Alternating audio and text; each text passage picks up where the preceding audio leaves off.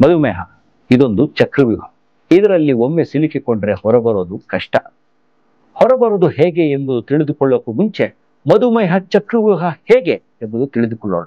ನಾವು ತಿನ್ನುವಂತಹ ಆಹಾರ ಹೊಟ್ಟೆಯಲ್ಲಿ ಜೀರ್ಣ ಆಗಿ ರಕ್ತದ ಮುಖಾಂತರ ಗ್ಲೂಕೋಸ್ ಆಗಿ ದೇಹದ ಕೋಟ್ಯಾಂತರ ಜೀವಕಣಗಳಿಗೆ ಹೋಗುತ್ತೆ. ಆದರೆ ನಮ್ಮ ಜೀವಕೋಶಗಳು ಇನ್ಸುಲಿನ್ ಬೆರೆತ ಆಹಾರವನ್ನು ಮಾತ್ರ ಸ್ವೀಕರಿಸುತ್ತದೆ. ನಮ್ಮ ಪ್ಯಾಂಕ್ರಿಯಾಸ್ ಸರಿಯಾಗಿ ಕೆಲಸ ಮಾಡದಿದ್ದರೆ ನಮ್ಮ ದೇಹದಲ್ಲಿ ಇನ್ಸುಲಿನ್ ಇರುವುದಿಲ್ಲ.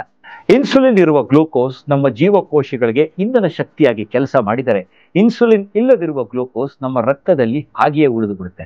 ಅದೇ ಸಕ್ಕರೆ ಕಾಯಿಲೆ. ಚಕ್ರವ್ಯೂಹ ಈಗ ಶುರು. ನಾವು ಊಟ ಮಾಡುತ್ತೇವೆ, ಆ ಊಟ ಜೀರ್ಣ ಆಗಿ ಗ್ಲೂಕೋಸು ರಕ್ತದಲ್ಲಿದೆ. ಆದರೆ ಇನ್ಸುಲಿನ್ ಇಲ್ಲದಿರುವ ಕಾರಣ ಜೀವಕೋಶಗಳು ಅದನ್ನು ಮುಟ್ಟುವುದಿಲ್ಲ. ರಕ್ತದ ತುಂಬ ಗ್ಲೂಕೋಸ್ ಇದ್ದರೂ ಜೀವಕೋಶಗಳಿಗೆ ಹಸಿವೆ. ಆಗ ಜೀವಕೋಶಗಳು ಕೇಂದ್ರ ನರಮಂಡಲಕ್ಕೆ ಸಂದೇಶ ಕಳಿಸುತ್ತದೆ. ತನಗೆ ಹಸಿವೆ ಆಗಿದೆ ಅಂತ ಹೇಳಿ ಕೇಂದ್ರ ನರಮಂಡಲ ಹೊಟ್ಟೆಗೆ ಸೂಚನೆ ಕಳಿಸುತ್ತೆ, ಊಟ ಮಾಡು ಅಂತ. ಆವಾಗ ನಮಗೆ ಹಸಿವೆ ಆಗುತ್ತೆ, ನಾವು ಅವಾಗ ಊಟ ಮಾಡ್ತೀವಿ. ರಕ್ತದಲ್ಲಿ ಈಗಾಗಲೇ ಗ್ಲೂಕೋಸ್ ಇದೆ. ನಾವು ಮತ್ತೆ ಊಟ ಮಾಡಿದಾಗ ಗ್ಲೂಕೋಸ್ ಜಾಸ್ತಿ ಆಗಿ ಸಕ್ಕರೆ ಲೆವೆಲ್ ಜಾಸ್ತಿ ಆಗುತ್ತೆ ಹೊರತು ಜೀವಕೋಶಗಳಿಗೆ ಆಹಾರ ಸಿಗೋಲ್ಲ.